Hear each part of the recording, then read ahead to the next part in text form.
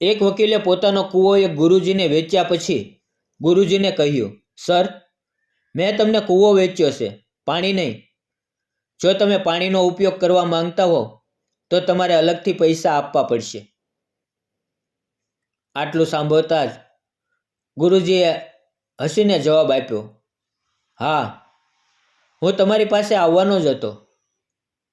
શું વકીલ પોતાના હેતુમાં સફળ થઈ શકશે કે ગુરુજી તેને પાઠ ભણાવશે? આ વાર્તાની શરૂઆત શાંતિથી થાય છે, જ્યાં ત્યાં સૂરજની છેલ્લી કિરણો કૂવાના પાણી પર ચમકી રહી હતી. ત્યાં જ એક વિચિત્ર ઘટના બની. આ વાર્તા ફક્ત એક કૂવા અને પાણીની નથી, પરંતુ જ્ઞાન અને ચતુરાઈની છે, જે તમને વિચારવા પર મજબૂર કરી દે છે કે કેવી રીતે એક સામાન્ય કૂવાનો સોદો બુદ્ધિની એક એવી લડાઈમાં બદલાઈ ગયો જેણે સદીઓ જૂની કહેવતને સાચી કરી બતાવી. ગામના પ્રતિષ્ઠિત વકીલ તેમની તીક્ષ્ણ બુદ્ધિ અને કાયદાકીય દાવપેચ માટે જાણીતા હતા. તેમની આંખોમાં હંમેશા કંઈક નવું કરવાની ચમક રહેતી હતી. એક દિવસ તેમણે પોતાના કૂવાને વેચવાનો નિર્ણય કર્યો. આ કૂવો ગામના કેન્દ્રમાં હતો અને ઉનાળામાં પાણીની અછત હોય ત્યારે સૌની તરસ છુપાવતો હતો. વકીલને લાગ્યું કે આ થોડા વધારાના પૈસા કમાવાની સારી તક છે અને તેમણે તેને ગામના સૌથી આદરણીય ગુરુજીને વેચવાનું નક્કી કર્યું. ગુરુજી તેમની સાદગી, પ્રમાણિકતા અને અપાર જ્ઞાન માટે પ્રખ્યાત હતા. તેમના ભણાવેલા ઘણા બાળકો આજે મોટા મોટા શહેરમાં નામ કમાવી રહ્યા હતા. વકીલે વિચાર્યું કે ગુરુજી માટે આ કૂવો એક સારી સંપત્તિ હશે અને સૌને નક્કી થઈ ગયું. ગુરુજીએ જરાય ખચકાટ વિના કૂવો ખરીદી લીધો, કારણ કે તેઓ જાણતા હતા કે તે ગામ માટે કેટલું મહત્વપૂર્ણ છે. પરંતુ શું આ સોદો એટલો સરળ હતો જેટલો તે લાગતો હતો? આગળ શું થવાનું હતું તેની કોઈને ખબર નહોતી. સોદો થયાને 2 દિવસ પછી વકીલ ગુરુજીના ઘરે પહોંચ્યા. તેમના ચહેરા પર એક હળવું સ્મિત હતું, પણ આંખોમાં ચાલાકી સ્પષ્ટ દેખાતી હતી. ગુરુજી તેમને જોઈને ખુશ થયા અને બેસવા માટે કહ્યું. વકીલે બેસીને પાણી પીધું અને પછી એ જ સંવાદ શરૂ થયો જે આપણે આપણી વાર્તાની શરૂઆતમાં જોયો હતો. સર, મેં તમને કૂવો તો વેચી દીધો છે, પણ તેમાં ભરેલું પાણી નહીં, પાણી મારું છે. ગુરુજીએ વકીલની વાત સાંભળીને માત્ર સ્મિત કર્યું. વકીલને લાગ્યું કે તેમનો દાવ સફળ થઈ રહ્યો છે અને તેમણે પોતાની વાત ચાલુ રાખી. શું વકીલ પોતાની આ નવી ચાલમાં સફળ થઈ શકશે કે પછી ગુરુજી પાસે તેનો કોઈ અણધાર્યો જવાબ હશે? વકીલે પોતાની વાત આગળ વધારતા કહ્યું, જો તમે આ પાણીનો ઉપયોગ કરવા માંગતા હો તો તમારે તેના માટે વધારાના પૈસા ચૂકવવા પડશે. વકીલના આ અવાજમાં આત્મવિશ્વાસ હતો, જાણે તે જાણતો હતો કે ગુરુજી તેમની વાત માની જ લેશે. ગુરુજીએ તેની વાત ધ્યાનથી સાંભળી, પણ તેમના ચહેરા પર સહેજ પણ ચિંતાની રેખા નહોતી. વકીલે વિચાર્યું, કદાચ ગુરુજીએ તેમની વાત સમજાઈ નથી. તેથી તેણે થોડો વધુ ભાર મૂકતા કહ્યું, આ કાયદેસર છે ગુરુજી. અમે ફક્ત કૂવાનો સોદો કર્યો હતો, પાણીનો નહીં. ગામના કેટલાક લોકો જે ત્યાંથી પસાર થઈ રહ્યા હતા તેઓ પણ રોકાઈને આ અનોખી દલીલ સાંભળવા લાગ્યા. તેમને લાગ્યું કે વકીલ સાહેબે ગુરુજીને ફસાવી દીધા છે. શું વકીલની આ ચાલાકી ગુરુજીને ફસાવી દેશે કે પછી જ્ઞાનનું પલડું ભારે પડશે? ગુરુજીએ વકીલની વાત પૂરી થવા દીધી અને પછી તેમણે ધીમેથી સ્મિત કર્યું. તેમના સ્મિતમાં એક વિચિત્ર શાંતિ અને આત્મવિશ્વાસ હતો, જેણે વકીલને થોડો પરેશાન કરી દીધો. વકીલને લાગ્યું કદાચ ગુરુજી તેમની વાતનો વિરોધ કરશે, પરંતુ ગુરુજીએ એક એવો જવાબ આપ્યો જેની વકીલે ક્યારેય કલ્પના પણ નહોતી કરી. ગુરુજીની આંખોમાં આવી ચમક હતી જે તેમના ઊંડા જ્ઞાન અને અનુભવને દર્શાવી રહી હતી. તેણે ધીમે ધીમે માથું હલાવ્યું, જાણે કે તે વકીલની ચાલને પહેલેથી જ સમજી ચૂક્યા હોય. ગુરુજીનું આ રહસ્યમય સ્મિત શું છુપાવી રહ્યું હતું? ગુરુજીએ શાંત સ્વરે કહ્યું, હા, હું તમારી પાસે આવવાનો જ હતો. વકીલ તેમની વાત સાંભળીને ચોંકી ગયા. તેમને સમજાતું નહોતું કે ગુરુજી કઈ બાબત વિશે વાત કરી રહ્યા છે. ગુરુજીએ પોતાની વાત ચાલુ રાખતા કહ્યું, હું તમને કહેવાનો જ હતો કે તમે તમારું પાણી મારા કૂવામાંથી કાઢી લ્યો. વકીલનો ચહેરો ઉતરી ગયો. તેમને એવી આશા નહોતી કે ગુરુજી આ રીતે પલટવાર કરશે. ગામના લોકો જે આ બધું સાંભળી રહ્યા હતા તે પણ આશ્ચર્યચકિત હતા. તેમણે લાગ્યું કે હવે વાર્તામાં કંઈક નવો વાંક આવવાનો છે. ગુરુજીના અવાજમાં હવે થોડી દ્રઢતા આવી ગઈ હતી. શું ગુરુજીનો આ જવાબ વકીલને નિરુત્તર કરી દીધો? ગુરુજીએ પોતાની વાત પૂરી કરતા કહ્યું, નહીં તો તમારે કાલથી કૂવામાં પાણી રાખવાનું ભાડું આપવું પડશે. આ જવાબ સાંભળીને વકીલના પગ નીચેથી જમીન ખસી ગઈ. તેમણે ક્યારેય વિચાર્યું જ નહોતું કે તેમની પોતાની જ ચાલ તેમના પર ભારે પડશે.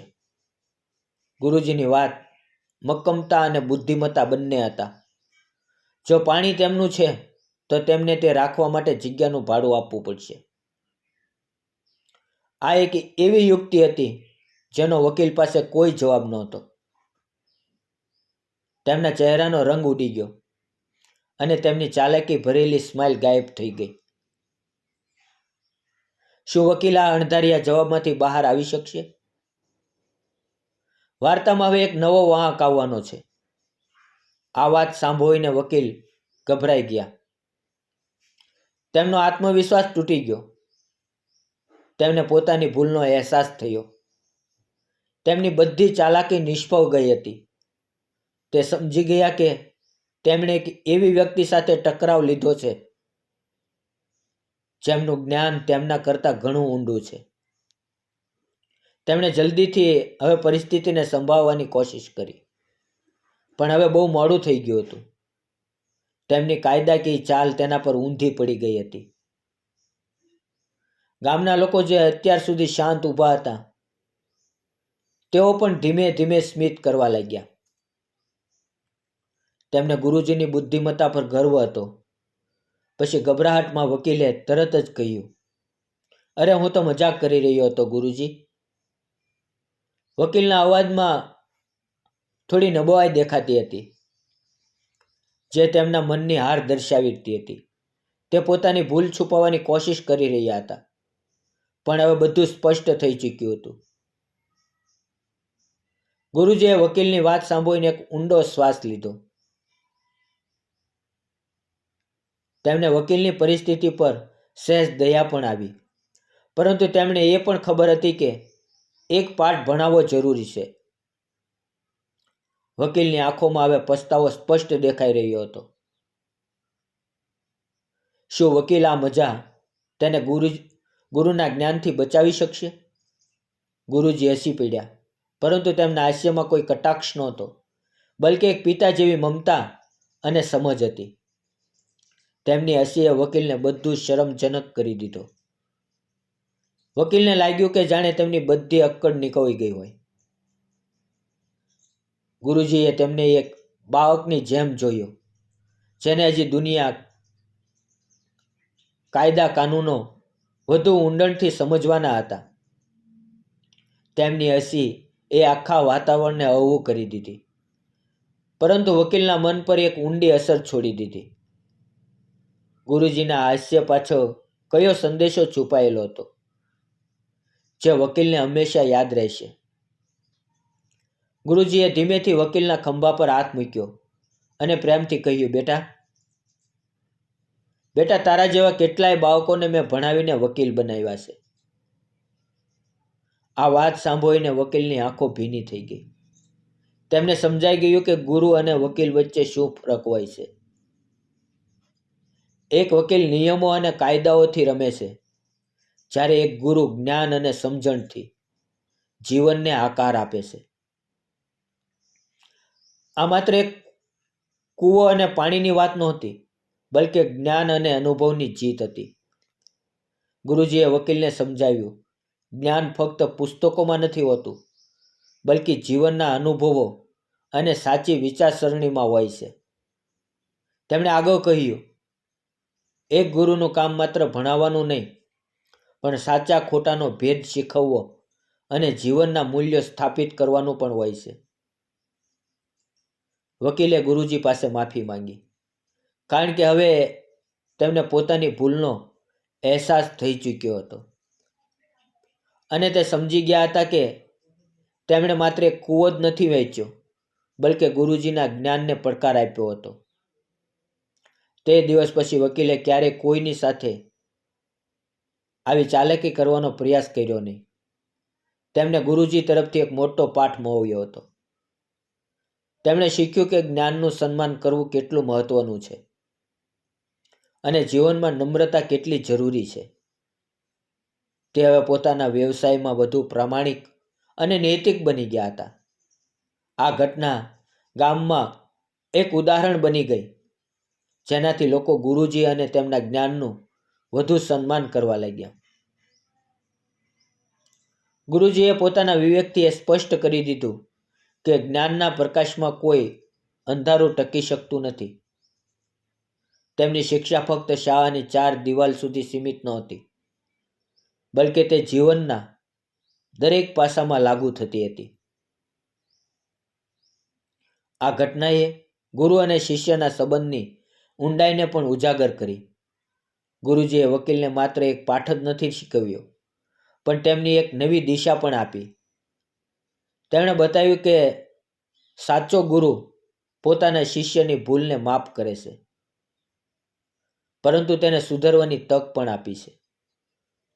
આ સંબંધ માત્ર શિક્ષણનો નહીં, પરંતુ પ્રેમ, સન્માન અને વિશ્વાસનો હતો. આ વાર્તાની સૌથી મોટી શીખ, મિત્રો, એ છે કે જીવનમાં આપણે જે કંઈ પણ શીખીએ છીએ તે ફક્ત ડિગ્રી કે પૈસા માટે ન હોવું જોઈએ, પરંતુ તે આપણને એક સારા માણસ બનાવવામાં મદદ કરવું જોઈએ. ગુરુનું સ્થાન હંમેશા સર્વોચ્ચ હોય છે, કારણ કે તેઓ આપણને માત્ર ભણાવતા નથી, પણ જીવન જીવવાનો સાચો રસ્તો પણ શીખવે છે. તેમની શિક્ષા આપણને અંધારામાંથી બહાર કાઢીને પ્રકાશ તરફ લઈ જાય છે. અંતમાં આ વાર્તા એક શાશ્વત સત્યનું પુનરાવર્ત કરે છે. ગુરુ ગુરુ જ હોય છે. તેમનું જ્ઞાન, તેમની સમજ અને તેમનો અનુભવ અમૂલ્ય છે. ત્યારે હંમેશા ગુરુનું સન્માન કરો અને તેમના બતાવેલા માર્ગ પર ચાલો, કારણ કે તે જ આપણને સાચા અર્થમાં સફળતા અને શાંતિ તરફ લઈ જાય છે. તો મિત્રો, આજની વાર્તા તમને કેવી લાગી? કોમેન્ટ બોક્સમાં જરૂર જણાવજો. જો તમને વાર્તા પસંદ આવી હોય તો વિડીયોને લાઈક કરજો અને વિડીયોને વધુમાં વધુ શેર કરજો. મિત્રો, આવી જ નવી નવી રસપ્રદ વાર્તાઓ સાંભળવા માટે અમારી ચેનલને જરૂરથી સબસ્ક્રાઈબ કરજો. અને હા, બેલ આઇકન દબાવવાનું ભૂલતા નહીં, જેથી તમે અમારી કોઈ પણ વાર્તા ચૂકશો નહીં.